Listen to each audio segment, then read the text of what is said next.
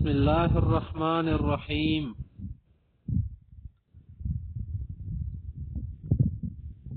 الاربعین فی خواص الکتاب المبین کا چھٹا درس سے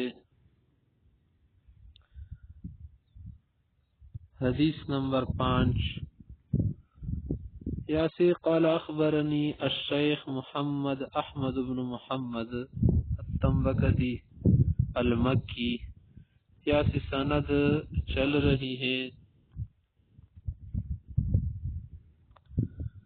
نیچے یہاں تک امام بخاری رحمہ اللہ تک۔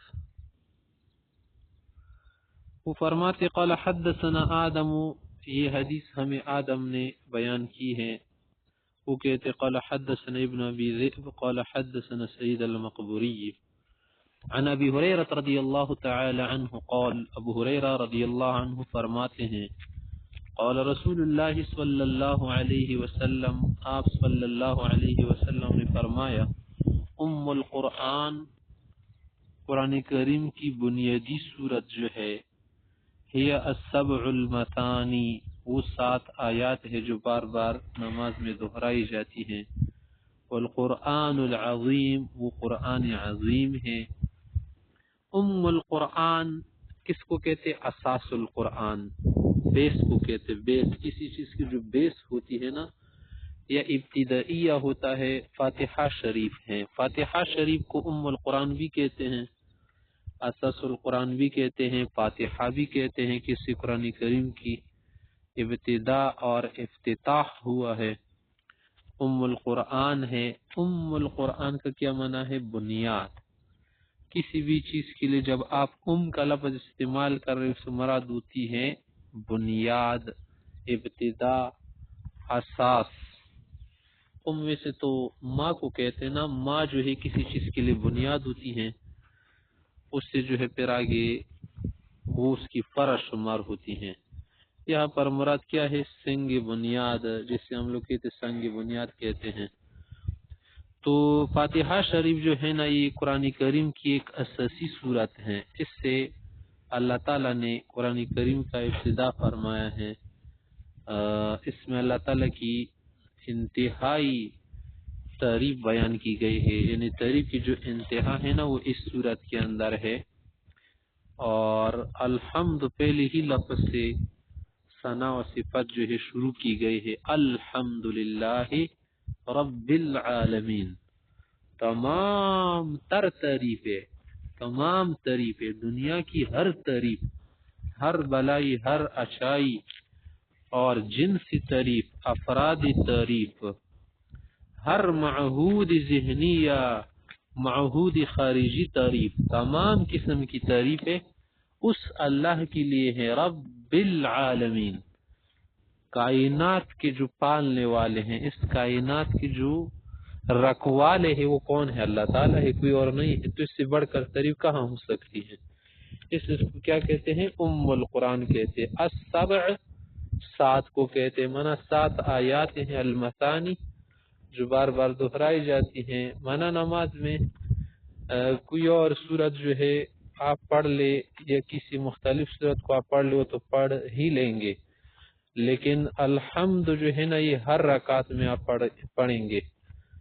ضروری نہیں ہے کہ آپ فرض نماز میں ہر ایک میں پڑھ لیں، جیسے کہ احناف کا مسئلہ ہے، لیکن پہلی 2 رکعت جو ہے نا اس میں ضروری ہے کہ آپ الحمد پڑھیں گے، ورنہ اس کے بغیر نماز ناقص رہ جائے گی۔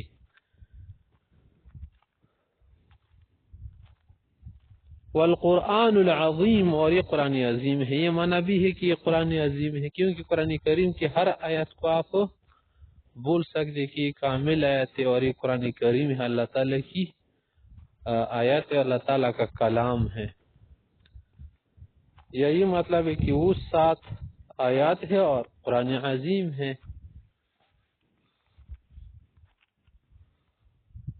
آگے حدیث نمبر 6 ہے، یہ مروی ہے قال اخبرنی الشیخ عبد الرحمن بن بکر الملا الاحسائی۔ ہا کا کیا معنی ہے؟ یعنی تحویل کا کیا معنی ہے؟ سند بدل جانا، یعنی سند بدل جاتی ہے، یعنی سند ایک جگہ سے آ رہی تھی نہ دوسری جگہ سے بھی سند سٹارٹ ہو گئی، جیسے مثلا کیا سند آ رہی تھی نہ دوسری بھی آ گئی، اس طرح مضبوط ہو گئی، دوسری سند سٹارٹ ہو گئی اس کے ساتھ. ٹھیک ہے، کلاہما مانا یعنی دونوں سے روایت ہے.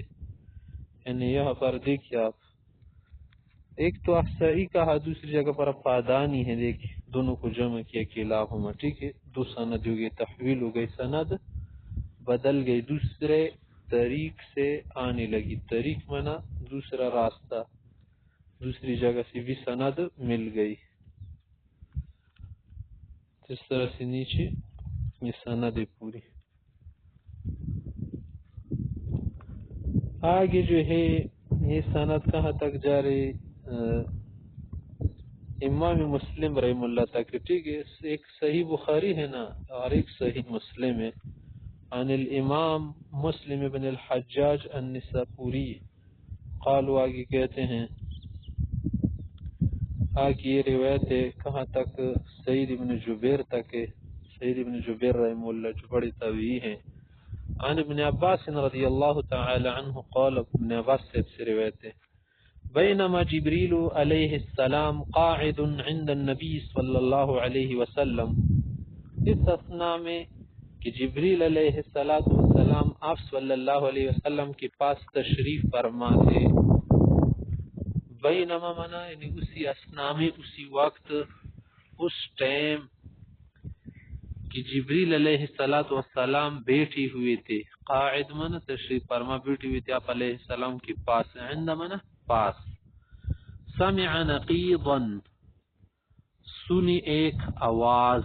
نقیض اس آواز کو کہتے ہیں جو ہولناک آواز لگے، خوفناک لگے، عام آواز کی طرح نہ ہو.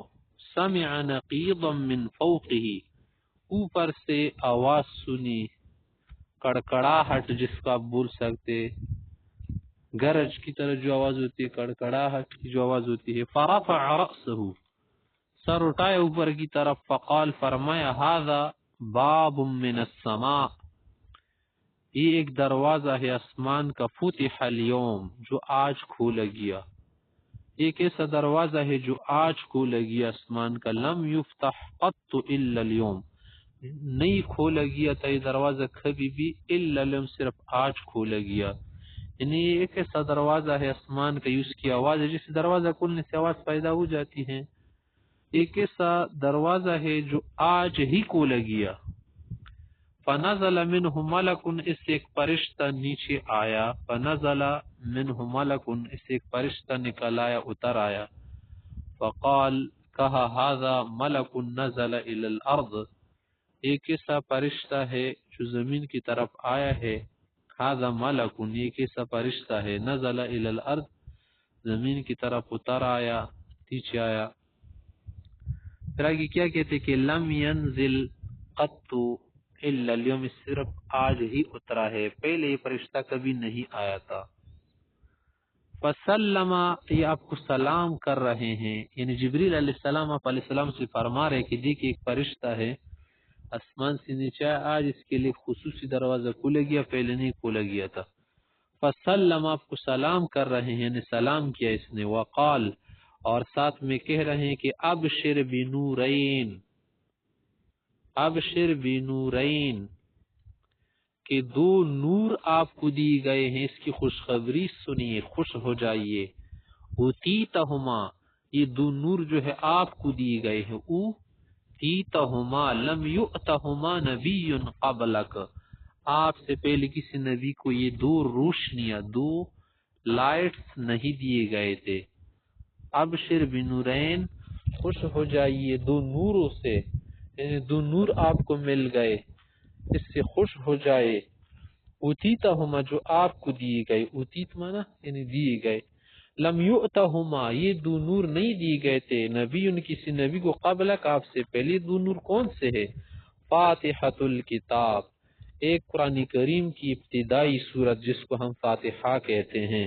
وخواتیم سورۃ البقرہ، اور سورہ بقرہ کی جو کیا ہے آخری آیات ہیں، جہاں سے سورہ بقرہ ختم ہوتی ہیں، وہاں سے آمن الرسول، یہ سورت جو ہے یہاں سے جو آیات ہیں ان آیات کو کہتے ہیں وخواتیم سورۃ البقرہ، سورہ بقرہ کی ختم ہونے والی آیات لن تقرأ بحرف منہما، کہ کوئی بھی حرف جب آپ پڑھیں گے، مقصد تو یہ ہے نا، لیکن معنی آپ ایسا کریں گے لن تقرأ، ہرگز جب آپ نہیں پڑھیں گے بحرف ان کسی حرف کو، منہما ان دو آیات میں سے، الا اعطیتہ، مگر اس کے بدلے میں آپ کی دعا قبول ہو جائے گی۔ مطلب ہے کہ جب کوئی بھی حرف، کوئی بھی آیت یا دعا جب آپ پڑھیں گے وہاں الا اعطیتہ، الا اعطیتہ، مگر وہ جو ہے آپ کی قبول ہو جائے گی، وہ آپ کو دی جائے گی، جو بھی آپ مانگیں گے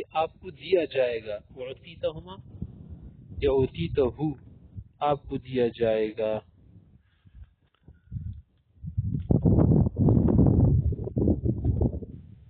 ربنا لا تؤاخذنا ان نسینا او اخطأنا، یہاں پر یہ دعائیں ہے کہ پروردگار ہمیں مت پکڑیے، ہم سے کہیں غلطی ہو جائے یا عمدن قصدن کوئی غلطی ہو جائے، اور پہلے لوگ کی طرح ہم پر بوجھ مت ڈالنا، اور ایسا کام ہمیں مت دینا، مت ڈالنا جس کی طاقت ہمارے پاس نہ ہو، ہم نہ کر سکے، ہماری مدد فرما، ہمارے گناہوں کو معاف فرما۔ تو اس طرح کی دعائیں ہیں اس آیت میں، اسی کی طرف اشارہ کر رہے ہیں۔